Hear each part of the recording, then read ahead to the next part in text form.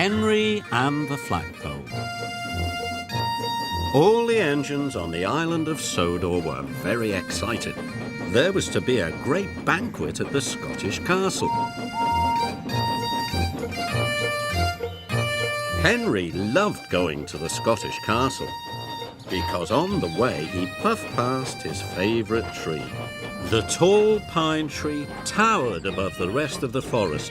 Henry always stopped to look at it.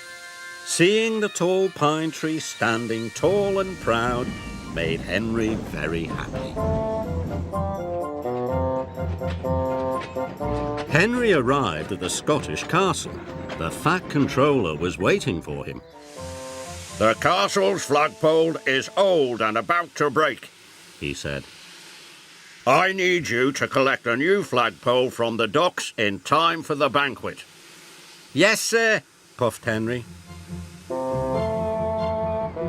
When Henry puffed into the docks, he couldn't see the tall flagpole anywhere.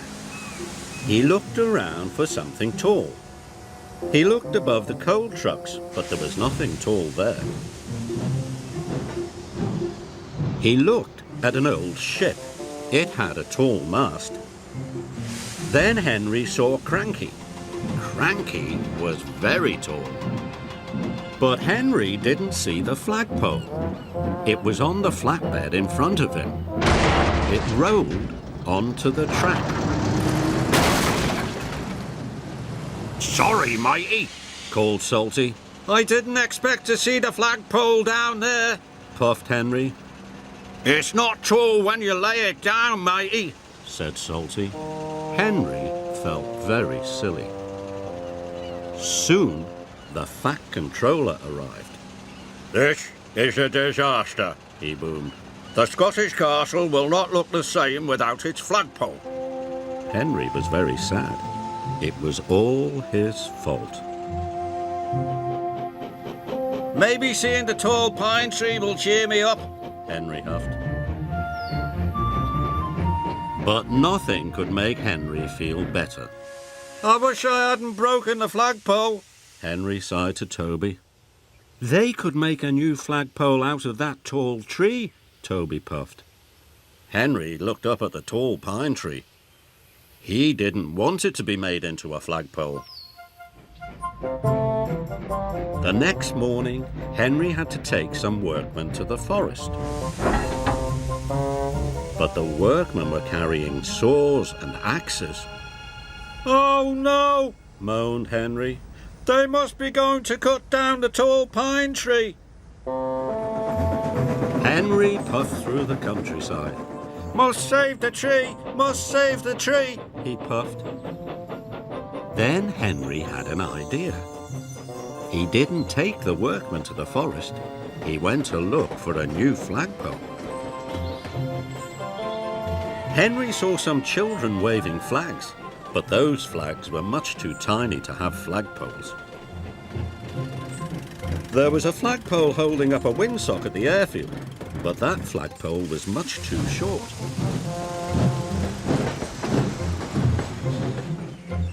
There was a tall flagpole on the beach, but it wasn't tall enough. "Bother!" wheezed Henry sadly. "None of the flagpoles is as tall as the pine tree. Now I'll never save it."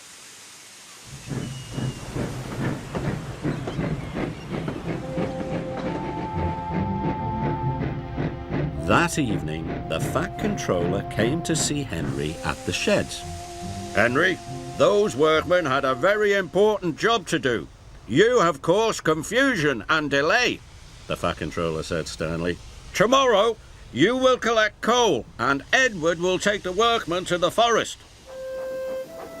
The next day, Henry was collecting the coal when Thomas arrived. "I can't find another flagpole," moaned Henry. "I've looked everywhere." "Sometimes the thing you want is somewhere you wouldn't think to look," puffed Thomas, and he steamed away. So Henry set off to go where he wouldn't think to look. But he couldn't see a flagpole in the campfield. Then Henry looked in the orchard. but only Trevor was there. "Hello, Henry." "You're very nice, Trevor," puffed Henry, "but you wouldn't make a very good flagpole." Henry puffed sadly into the docks. Holidaymakers were taking pictures of the old ship.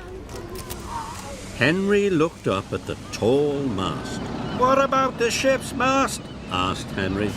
"It's to be chopped up and used for firewood, me hearty," said Salty.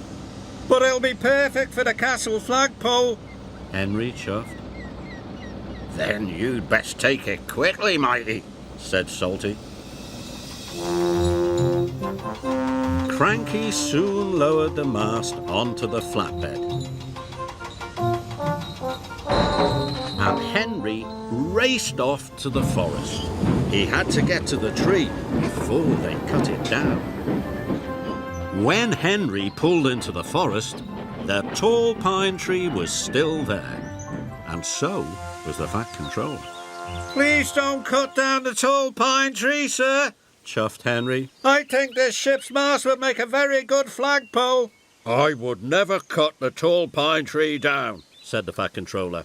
"The workmen are only here to collect some firewood.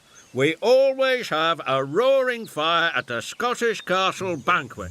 Henry was so happy it made his axles tingle. That night, the flag was hoisted on the old ship's mast. It looked wonderful. Henry thought it was the nicest thing he had ever seen, except for the tall pine tree.